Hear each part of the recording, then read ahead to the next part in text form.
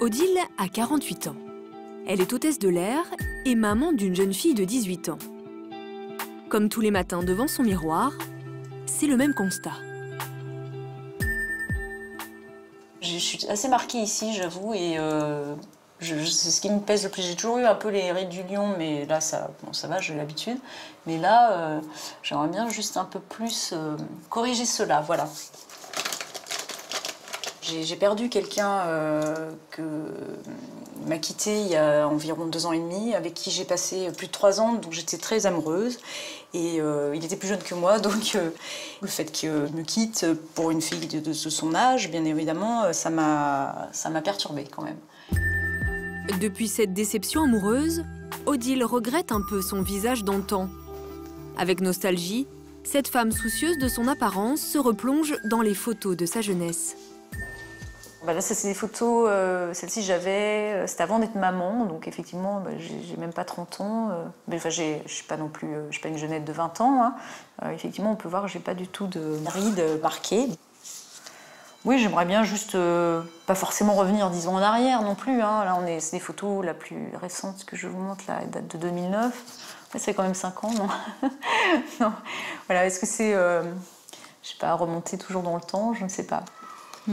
Pour remonter le temps, Odile a décidé pour la première fois de faire appel à la médecine esthétique.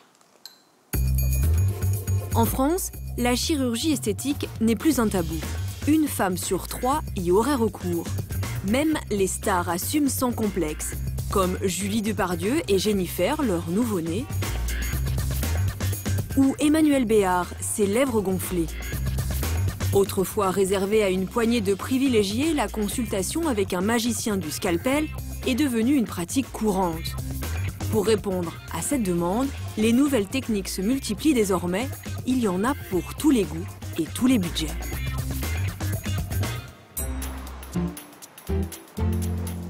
L'hôtesse de l'air se rend dans un centre médical spécialisé au cœur de Paris.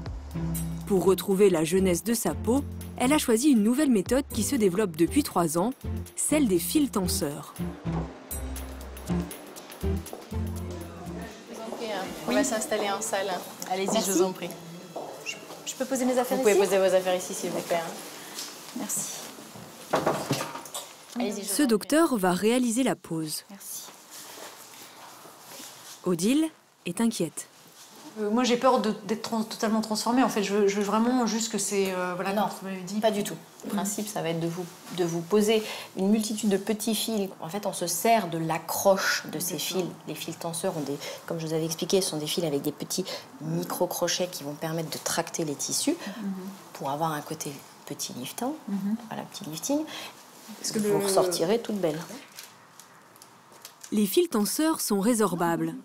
Ils vont rester pendant 2 ans dans les joues avant de se dissoudre. La pose se fait sous anesthésie locale. Pour obtenir un effet naturel, les fils doivent être placés en suivant la morphologie du visage d'Odile. On va placer un fil ici, un fil ici et un fil ici. Voilà, pour avoir la traction sur la partie importante de sa joue. Donc on va faire un point d'entrée ici, un point d'entrée ici, un point d'entrée ici. Enfin, et voilà, les points de sortie seront ici. Puis, elle insère un à un dans chaque joue 3 fils. Arrive ensuite le moment crucial de l'intervention, un peu impressionnant. Là, je serre les fils, je les tire l'un vers l'autre. Je les rapproche en fait. Et après, on peut décider de laisser la patiente avec cet aspect froissé. La majorité des patientes n'aiment pas tellement. Une demi-heure plus tard, l'opération est terminée. La transformation ne saute pas aux yeux. Il faudra patienter quelques semaines pour que le visage dégonfle et que les fils fassent leur effet. En attendant, Odile peut reprendre le cours de ses activités. Elle n'en revient pas. C'est génial, c'est vraiment ce que je voulais, c'est incroyable. Bon, je suis vraiment... toute mon appréhension finalement n'était pas justifiée, c'est bien. Un mini lifting pour 1 700 €, c'est 3 000 de moins qu'en chirurgie esthétique. Mais Odile devra recommencer dans 2 ans. De l'autre côté de la capitale, dans le 17e arrondissement, Je vais passer un coup de balai. Agnès a 44 ans. Elle est mère au foyer et ses 6 grossesses lui ont fait prendre des kilos. Ce sont les mots de Joséphine, 4 ans, la petite dernière, qui lui ont fait l'effet d'un électrochoc. Joséphine, tu sais ce que tu vas faire? Tu vas le poser là, bébé éléphant, regarde, sur la chaise. Merci ma chérie.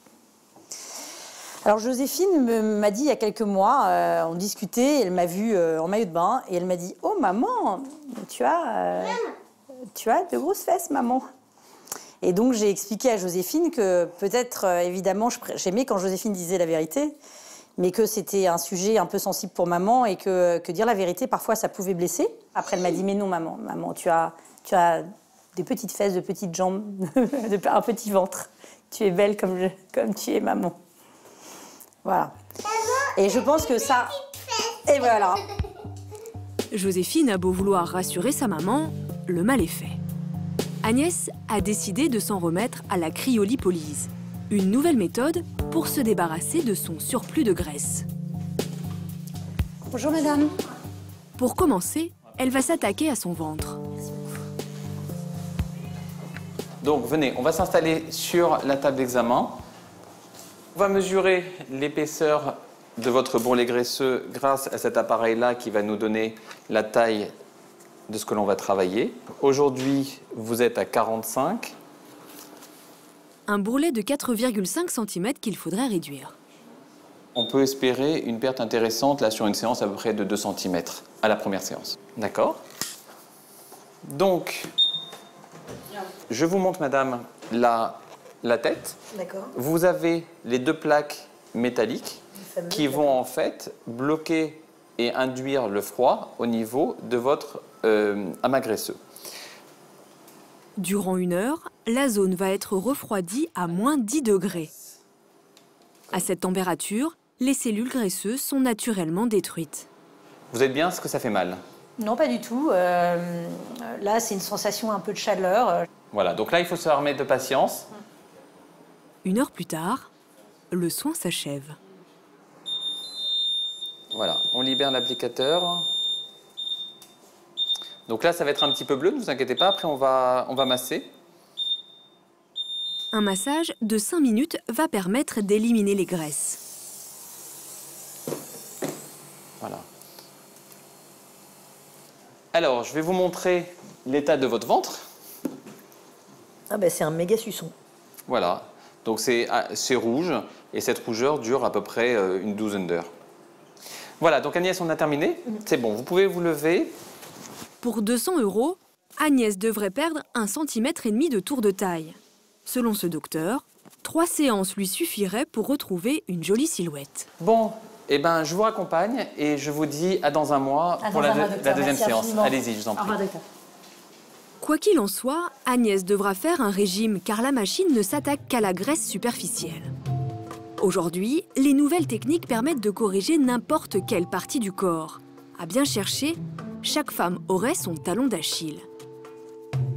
À 48 ans, Elisabeth est une joueuse de golf professionnelle. Mais comme toutes les femmes qui travaillent debout en permanence, elle souffre de douleurs insupportables aux pieds. Ce qui l'empêche de porter ses chaussures préférées, les escarpins.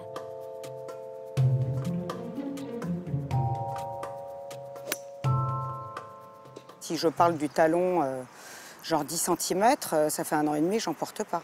Je peux pas rester debout en talon, absolument pas. La cambrure, avec le fait que le coussinet ne soit pas amorti, je ne pouvais pas marcher avec des talons. Je pouvais pas faire ma fille. Je vais pouvoir le refaire. Car il y a quelques jours, Elisabeth a trouvé une botte secrète, tout droit venue des États-Unis et vantée sur les plateaux de télévision. Bonjour Robin, j'en veux à Cendrillon parce que jusqu'à aujourd'hui, les fashionistas croyaient qu'il fallait souffrir pour être belle, pour porter des talons vertigineux. En français, cela s'appelle la chirurgie de Cendrillon, une référence au pied parfait de la princesse du conte de fées. Elisabeth a déniché l'un des rares cabinets où l'on peut trouver chaussures à son pied. Bonjour. Bonsoir, docteur. Allez-y, tout droit. et à gauche. Pour toutes les femmes, marcher avec des talons n'est pas sans conséquences. Voilà. Imaginez un talon, vous voyez, tout le poids du corps repose à ce niveau-là. Et on comprend aisément que eh bien, cette zone s'écrase avec le temps et finisse par générer des douleurs à la marche. C'est exact, c'est le point le plus sensible en fait. Le plus sensible. Car sans coussinet, l'os est à même le sol. Pour protéger ses pieds, le chirurgien va donc renforcer ses coussinets en injectant le produit miracle, de l'acide hyaluronique.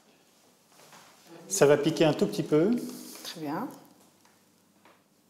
Est-ce que ça va? Ça va très bien. Voilà, donc un point d'injection qui permet de partir un petit peu en rayon de roue. Je vais retirer là.